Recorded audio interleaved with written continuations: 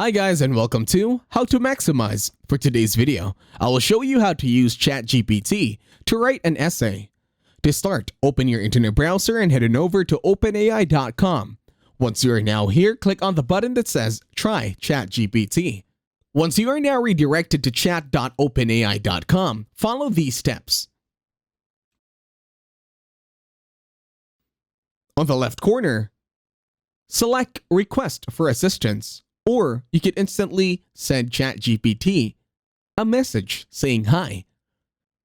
Then the next step is to ask or give ChatGPT a command saying, "Hi, can you please write an essay for me?" Now give it any topic that you want it to be done with.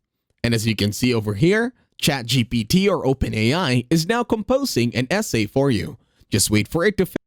And that's it. Thank you very much for watching. Please leave a like, share, and subscribe to the channel.